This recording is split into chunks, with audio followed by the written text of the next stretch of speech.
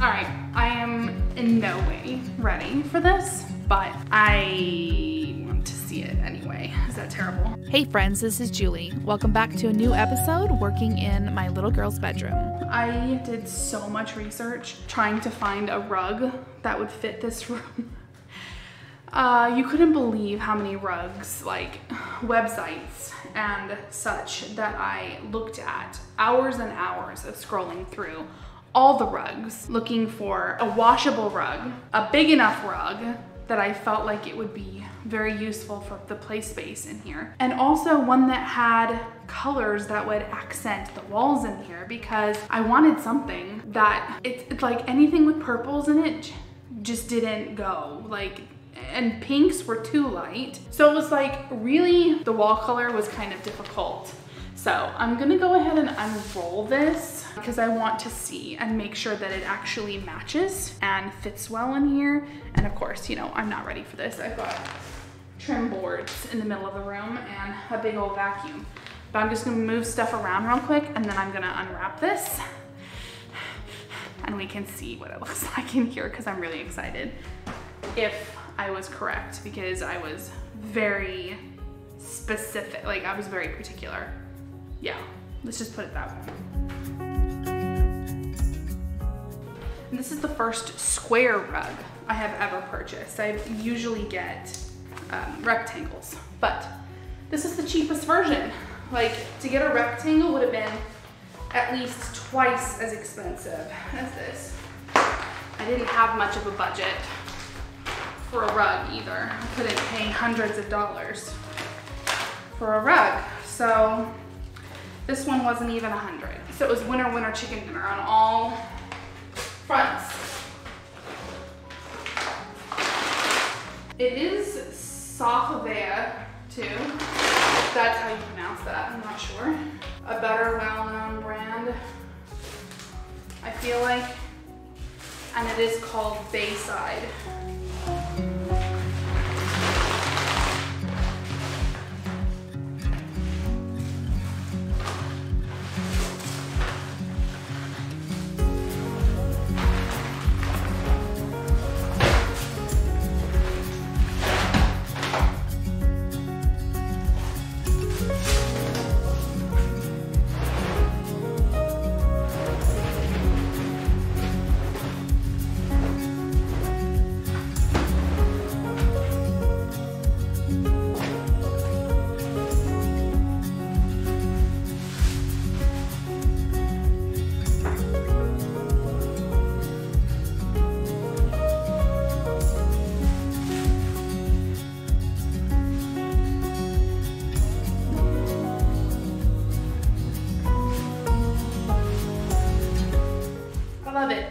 I love it.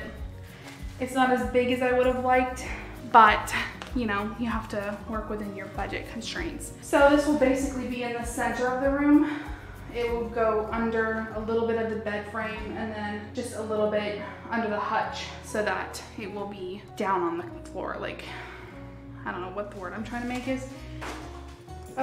Yeah, so it has browns in it, which really complement the wall color. That's what I was kind of thinking, is that the browns in this were very similar to this like plum color here. And it is definitely a thinner rug, so if you're wanting padding, this will not be it. I mean, this was like 60 something dollars, so you have to be realistic about what you're expecting here. And what this basically is just a play rug for my girls to be able to play on the floor in their bedroom, since there's not anything else that's really like comfortable to sit on in here. So, oh my goodness, okay, I like it. I think it works. I like it. Tell me what you think. I think it works good. It's hard to see from far away, I'm sure, but I think overall, these colors definitely complement what we got going on in here. So I'm excited. All right, we took about an hour and we got pretty much, we got all of the floor trim cut and in place, even in the closet, which you can't see. But now I'm gonna go through and I'm going to number each piece on the back, starting in the corner and going all the way around, so I know exactly where each piece belongs after it's been sanded. And I'm hoping to prime it all outside this time. Fingers crossed on that, because painting it in here is a pain in the patootie, and I just want to have to do basically touch-ups once it's installed. So that's what I'm hoping. Plan at the moment at least. So now I'm just going to go through and number all the pieces, put them in a nice tidy pile to sand. Tomorrow we have to do the door trim and then the window trim before I start sanding stuff for reals though. Because once I start sanding, I just want to sand it all and get it all done. The window trim is going to take a little while. Well, I have to go to the hardware store because I accidentally cut one wrong. Yeah. And so that 1x6 is null and void. It's not useful any longer because it is too short and I cannot use it for anything. Because if it's too small for the window, I might be able to use it for a door eventually, but in the next room, not this one. So I have to go to the hardware store and pick up another 1x6, which sucks because that's like another $10 that I didn't want added onto this project, but you know, mistakes happen. So, all right, I'm gonna number these. After we number them, You want to put them in a tidy little pile. If you are interested in learning all about how I build my farmhouse-inspired trim for the headers for my windows and doors, I actually have a video all about that, explaining the entire process, and I actually have a blog post with all of the information that you need as well. Just head to capturingwonderland.com and look up farmhouse door trim. Very simple process, and honestly, it is not very expensive at all. I use all common lumber, and I can't even begin to express how much charm and character this has added to my builder grade home. I'm installing all of my trim with 2.5-inch brad nails using my Ryobi, the Airstrike brad nailer. This tool is absolutely the best.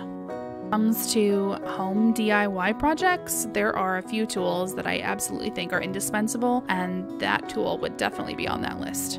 At this point, I'm filling in all of the cracks using a color-changing Drydeck spackle. Once it's sanded, the seam will be absolutely invisible. Hard to do work over your head for long periods of time. Oh, spackling is no joke, for reals, no joke.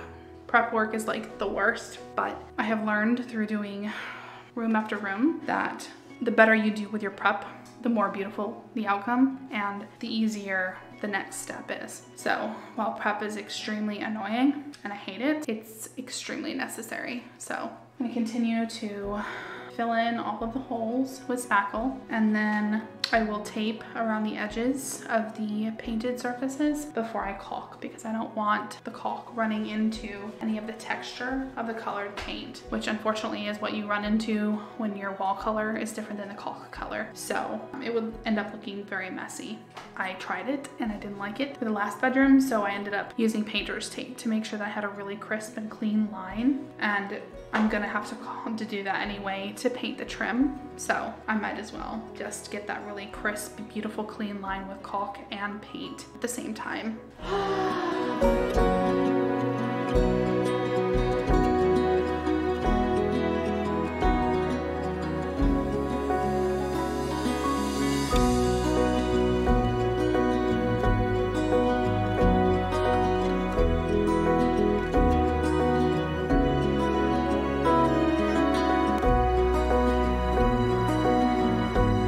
That was a great amount of dust, a great amount. But it was necessary. When I installed the windowsill, it was very, very, very uneven. And so my only choice for a nice flat windowsill was to sand it down so that it was flush. That's something that you will find in old homes or builder grade. Most homes are not built perfectly straight. The windowsill was not cut perfectly flush, so it was higher in the center than it was on the sides. Also, it wasn't the same depth throughout the entire thing, so it's much wider on this side than it is on this side. and there's nothing I can do about that. So instead of taking a million hours trying to figure out how to cut the board and shave off the center, I just decided to install it and then sand it down and fill in with spackle caulk. I actually used wood filler too. Whatever I had on hand, and I used 80 grit and then 220 grit to smooth it out, and it worked really well. It looks really pretty and it is perfectly smooth now. And then I decided while I was at it, I was already making a mess, I might as well use the orbital to clean up the sides where I filled in and the fronts that got the holes filled in, and I'm gonna have to clean all of this down before I can paint it. Yeah, that's the way it goes. Especially now that I've made a giant mess of the entire room with dust. Like my camera stand is completely covered in dust right now, but it is what it is. I'm actually not going to paint the trim until I complete the closet because the closet is getting painted the same color as the trim. So I'm just finishing up prep work, going around the room, taping, leaving an ever so slight, like maybe a 1/8 of an inch around everything for the caulk line. And then also I'll leave it there for the paint. So it's a twofer. I will get beautiful clean caulk lines and I will get beautiful clean paint. I also need to install, I don't know, I'm deciding whether I want to do that or not. I did rip the trim off in the closet, which means that there is no trim around the edges in here. And I may need to install something, maybe just some 1x4s. That might be something that I do. I have to rip out the closet though. We started emptying it yesterday, and yeah. So this is basically it.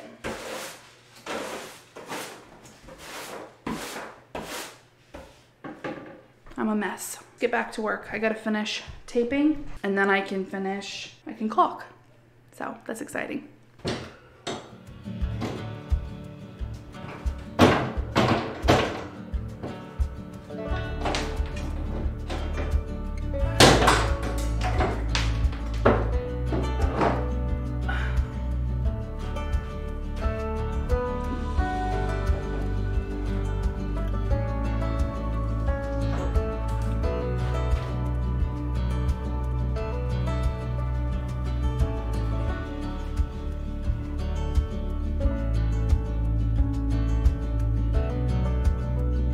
Now you see what I have to compete with in here. This is little doors that have to remain. They are there for the plumbing that is in the bathroom on the other side. So yeah, it's lovely. Obviously not the prettiest solution, and I could probably make little doors for each of those, but I don't know if I want to go into that kind of work for something in a closet that's going to be covered up. So I was actually planning on doing something else, but I think that I'm just going to fill the holes and paint the closet and then add shelving where I can, obviously avoiding the doors. So I have a feeling I'm gonna do 2 shelves and then do a bar underneath that, but we'll see when I get into the actual construction part of the closet.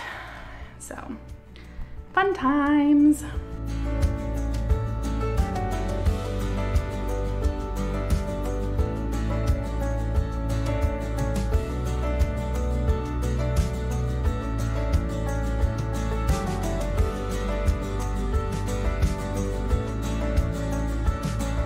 Therein lies some of the problem with trim in wonky walls, is things that fit perfectly on the floor. If you even raise them a little bit, will probably not be the same measurements. So thank God for caulk.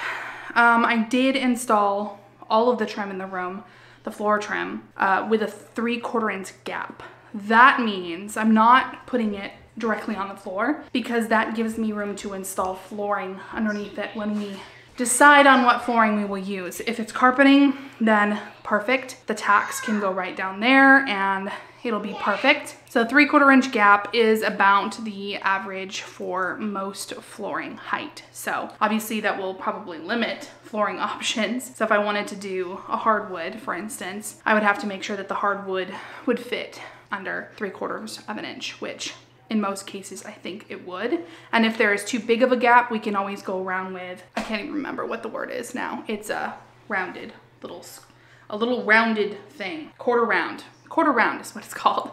I could go around the edges with a quarter round to make it look cleaner and have no gap if I wanted to. So, I have one little board to cut because it was only it left a 2-inch gap instead of a 3-inch, which is what I need for trim on the inside of that. I think what I'm going to do is I'm not going to do a traditional header like this because why? Why do that on the inside of a closet? I think I'm just going to do a 1x4 on the top, just so that it doesn't have an ugly gap between the door frame and the drywall. That's what I'm gonna do, and then I can finish taping and caulking, and I will be done for now until the next video. So let's get to that.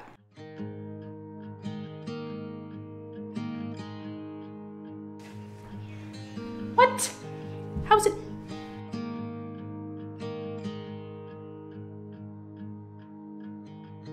Beneath the shadows of this quiet town, I see you there, your feathers on the ground.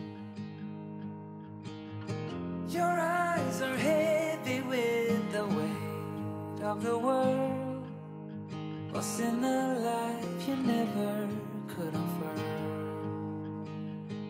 All right, so this is where I'm gonna stop for this video. I did get the gallon of paint, and what I'm basically waiting on is for the caulk to dry now before I can move on with the project. So I'm just going to end the video here, and then you can come back and see the painted trim and possibly me putting together the closet. The next thing I'm actually going to jump into though today, not in the video, another project for another video, is I'm actually gonna start working on their furniture. I have their hutch ready to be stripped and refinished, and then I have their bed frame, which has to be completely stripped as well. So those are 2 exciting projects coming up, as well as more work in the room itself. Everything is now caulked and just waiting for the caulk to cure so that I can paint it. It is going to look so spectacular when that is done. I don't think you understand just exactly how spectacular it's going to look. Like, look at how gorgeous it's looking as is.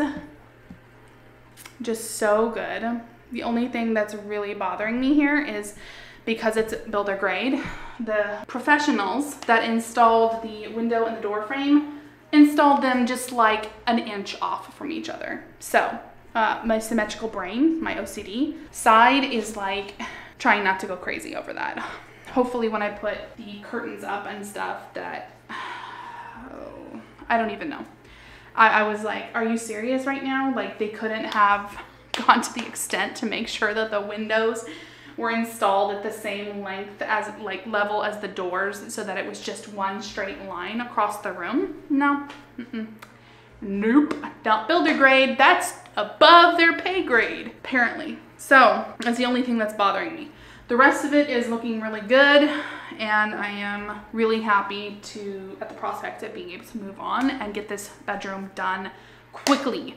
It is my hope to have this bedroom completely done by the end of the month. So stay along with me, come back for more great projects. And if you love furniture refinishing projects, definitely come back and see that, because that's gonna be coming soon as well. All right, guys, thanks a lot, bye.